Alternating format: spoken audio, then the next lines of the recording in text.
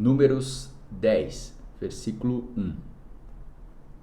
E o Senhor falou a Moisés, dizendo: Faze 2 trombetas de prata e uma peça inteira as farás para que possas usá-las para a convocação da congregação e para a partida dos acampamentos.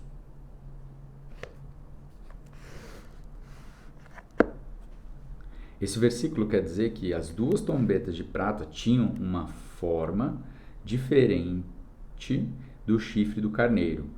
O shofar anunciava o dia da expiação e foi usado na marcha ao redor de Jericó, no início da conquista da Terra Prometida. A tonalidade distinta das trombetas de prata convocava o povo a marchar pelo deserto. O sacerdote Finéias também tocou uma trombeta de prata na batalha contra Midian. Versículo 3. E quando eles tocarem as 2 trombetas, então toda a congregação se reunirá a ti, junto à porta do tabernáculo da congregação. Mas quando tocar apenas uma trombeta, então os príncipes, que são os cabeças dos milhares de Israel, se congregarão a ti. Quando soar um alarme, então o acampamento que estão nas partes orientais partirão. Quando soar o segundo alarme, então os acampamentos que estão no lado sul iniciarão sua viagem. Eles soarão alarme para suas viagens. Esses versículos quer dizer que depois que o Senhor movia a nuvem onde estava a sua presença, os sacerdotes tocavam as trombetas uma depois da outra, numa duração variável, possivelmente um tom diferente também para avisar o povo de Israel para seguir a liderança do Senhor. Versículo 7. Mas quando for juntar a congregação, tocareis, mas não como alarme. E os filhos de Arão e os sacerdotes tocarão as trombetas, e elas serão para vós como um estatuto perpétuo, por toda a vossas gerações.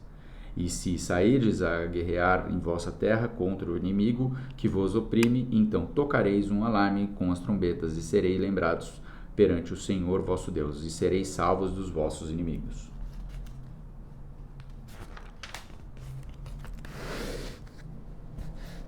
Também no dia da vossa alegria e nas vossas solenidades, os nossos princípios dos vossos meses, tocareis a trombeta sobre as vossas ofertas queimadas e sobre as vossas ofertas pacíficas, para que sejam para vós como uma lembrança perante ao vosso Deus. Eu sou o Senhor vosso Deus.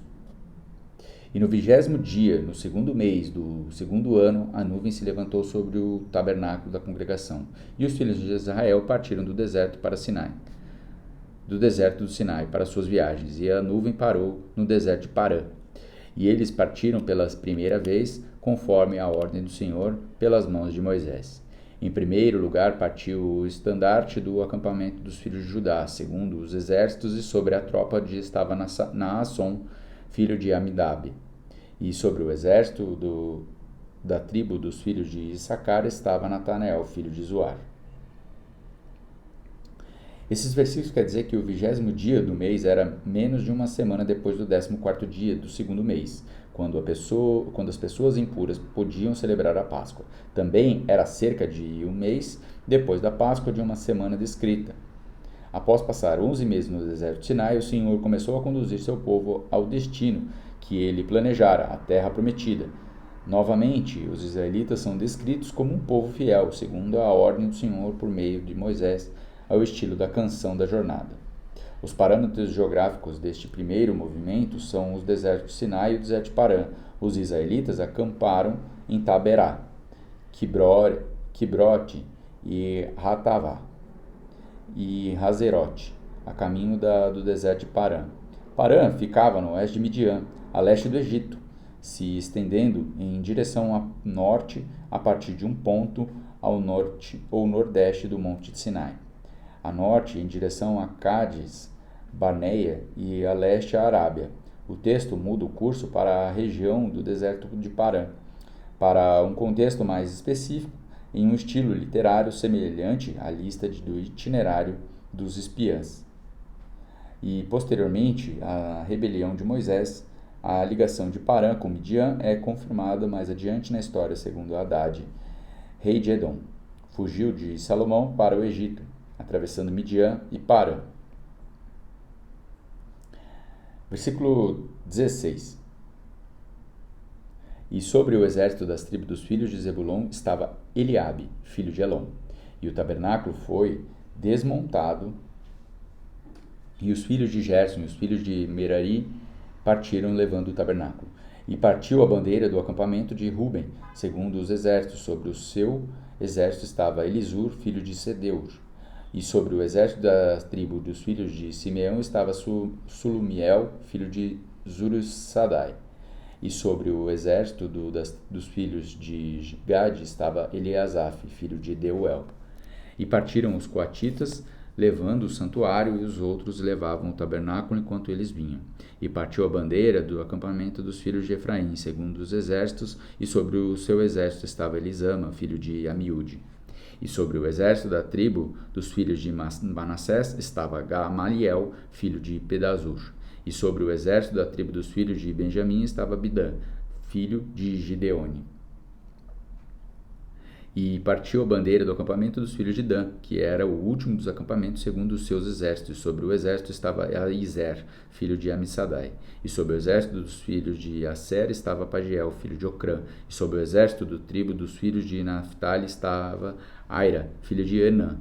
E estas eram a partida dos filhos de Israel, segundo os seus exércitos, quando partiram. A partida dos sacerdotes, levitas e as 12 tribos em ordem do Monte Sinai segue o padrão de acampamento detalhado, com Judá partindo primeiro, liderada por Naasson. Os líderes tribais se ajudaram Moisés e Arão a levantar o censo militar. Foram os que lideraram seus respectivos grupos no início da marcha vitoriosa à Terra Prometida.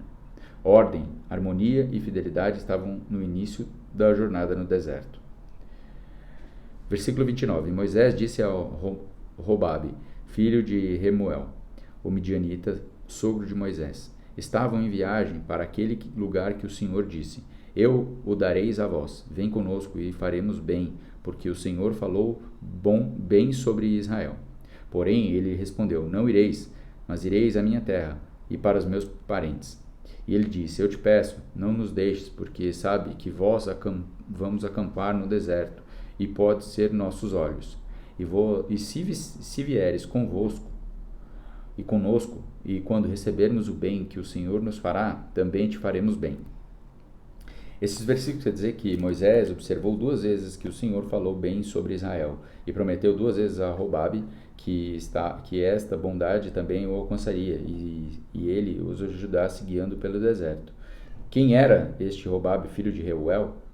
Os 2 nomes, Reuel e Jetró, referente aos parentes do casamento de Moisés, talvez se refiram às 2 gerações dessa família midianita, visto que o termo hebraico pode significar sogro, cunhado ou simplesmente parente por casamento. Dessa forma, o líder patriarcal da família provavelmente se chamava Reuel, considerando o pai como avô, o que é comum na Bíblia hebraica. O verdadeiro sogro de Moisés se chamava Jetró. Outros sugerem que Jetró e Reuel eram a mesma pessoa, visto que nomes duplos comumente se refletiam nos textos da Idade do Bronze. A bênção de Deus se contribuiu sobre Robabe e a sua família Queneu. Será que Moisés mostrou falta de fé por ter pedido que seu cunhado lhe servisse de guia no deserto? O texto sequer faz alusão a esta sugestão, porque o foco está no envolvimento de Robabe como potencial receptor das bênçãos do pacto de Israel. Pelo contrário, a ideia da liderança compartilhada é enfatizada pelo fato de Moisés ser intérprete da direção de Deus, como se podia ver pela nuvem no deserto. Robabe proveria uma ajuda valiosa no ambiente do deserto que os medianitas conheciam. Versículo 33.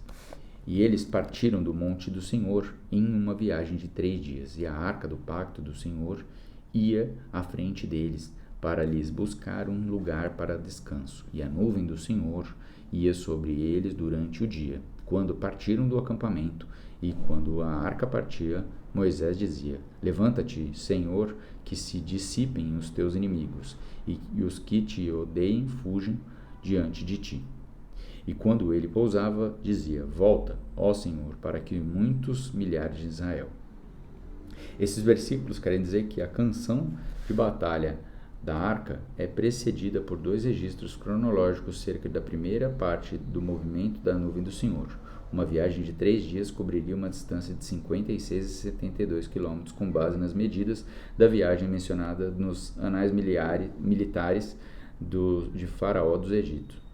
Na viagem, a nuvem, que simbolizava a presença e liderança de Deus, ia à frente deles, à distância, mas sempre cobrindo para protegê-los. A arca do pacto do Senhor, o trono simbólico de Deus em seu relacionamento rei súdito com Israel, ia à frente do povo pelo caminho.